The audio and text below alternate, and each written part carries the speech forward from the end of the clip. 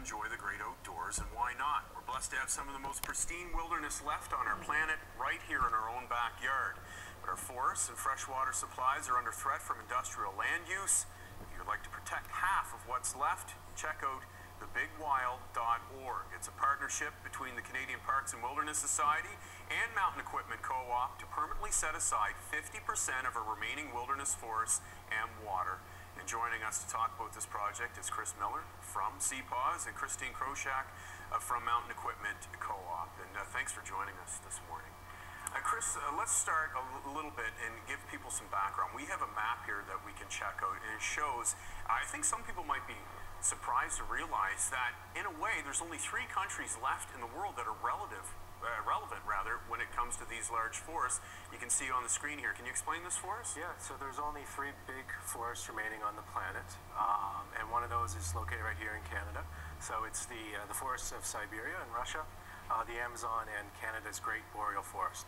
So there's some pressure and some added responsibility as Canadians to protect what we have left. We have a global responsibility to look after our ecosystems for the planet. Yes, that's correct. 50% though of the forest and water, that is an extremely ambitious. I think what nationally we have saved about or set aside about 10% so far? About 10%, yeah. So we have a long ways to go, but there's a lot of people, a lot of dedicated Canadians that are working really hard to protect that forest. So Christine, why did Mountain Equipment Co-op get involved? There's so many great causes out there. Why did they choose this one?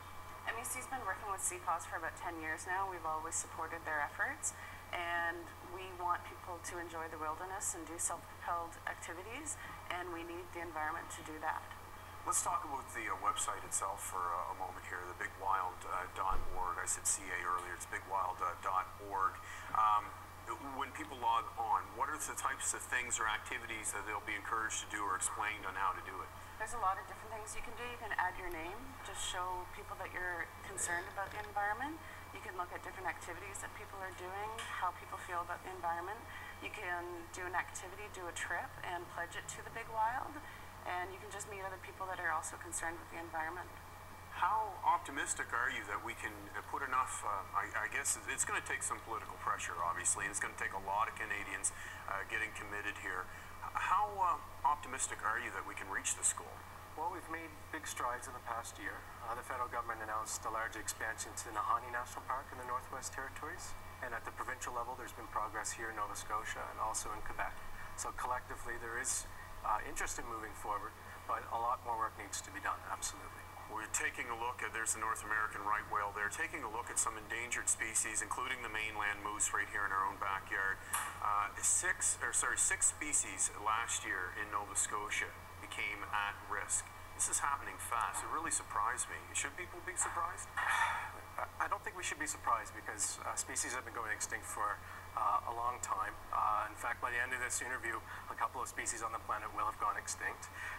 What we need to be doing is to reverse these trends and taking the necessary steps to protect the habitat so that this sort of thing doesn't happen in the future. 500 species in Canada at risk of becoming extinct? Yes, that's correct, and that's in oceans, in the forests, up north, the polar bear. All across this country, species are at risk, and we need to take action immediately. Let's talk about some areas right here in our own backyard, Chris. What are some particular areas of concern or areas that you'd like to see set aside? Well, there's 2 really important areas that the provincial government is moving forward to try to protect. One is located just outside Halifax, called Blue Mountain Birch Cove Lakes.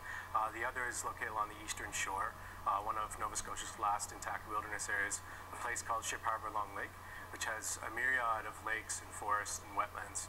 It's a really important place to protect. I'm glad you bring up Ship Harbour Long Lake, because tomorrow on the show we're going to talk to some representatives from the Ecology Action Centre and talk specifically about this area, which we're hoping will be set aside.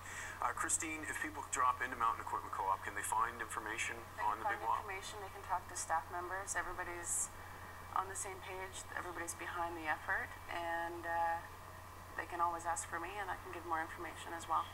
If there's somebody out there watching this morning, what would you say to them to encourage them to check this out and to become part of this initiative? Go to the website, check it out, add your name, let people know that you're concerned about the environment, that we don't want to break that tipping point. Absolutely. Christine, thank you very much. Chris, thanks for coming in this morning.